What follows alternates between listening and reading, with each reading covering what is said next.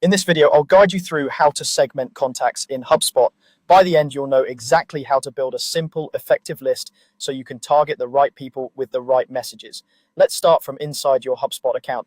From the main navigation menu at the top, look for the section labeled CRM. Hover over or click on CRM, and in the drop-down that appears, choose Lists. This is where all your contact lists live, and it's the central place you'll use to organize and segment your contacts. Once you're on the lists page, you'll see any lists that have already been created in your account. To make a new one, move your attention to the top right corner of the screen and click the button labeled Create List. This opens up the list creation panel where you'll set up the basic details and type of list you want. Now, HubSpot will ask you what kind of list you want to create. You'll see an option for contact-based, and that's the one you want to select. A contact-based list focuses on people in your database rather than companies, deals, or other objects. This is perfect when you're planning email campaigns, lead nurturing, or any outreach that's directed at individual contacts. After you've chosen contact-based, HubSpot will prompt you to choose whether this list should be an active list or a static list. For ongoing segmentation that updates automatically as your contacts change or as new contacts meet your criteria, you'll want to select Active List. An active list keeps itself up to date, which is especially powerful for things like life cycle stages, email engagement, or behavior-based segments.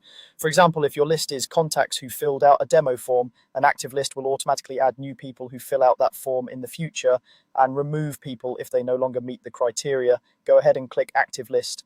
At this stage, you can also give your list a clear descriptive name so you remember exactly what it's for. Something like newsletter subscribers US or high intent leads last 30 days can be really helpful later when you have many lists in your account. Once the list type is set, you'll move into the criteria builder where you define who belongs in this segment. This is where you add contacts to the list, not one by one, but by setting rules that HubSpot will follow. You can filter by properties such as life cycle stage, lead status, location, or any custom fields you've set up. You can also use behavior like page views, form submissions, or email engagement. Every contact who meets these conditions will automatically be added to your active list. As you set these filters, keep your goal in mind. Your segment should be specific enough to be meaningful, but not so narrow that very few contacts qualify. Once you're happy with your criteria, save the list. HubSpot will begin processing and you'll see the contact count populate as matching contacts are added. That's all you need to do. You've navigated to CRM, opened lists, created a new contact-based list, set it as an active list, and defined the rules that automatically add contacts.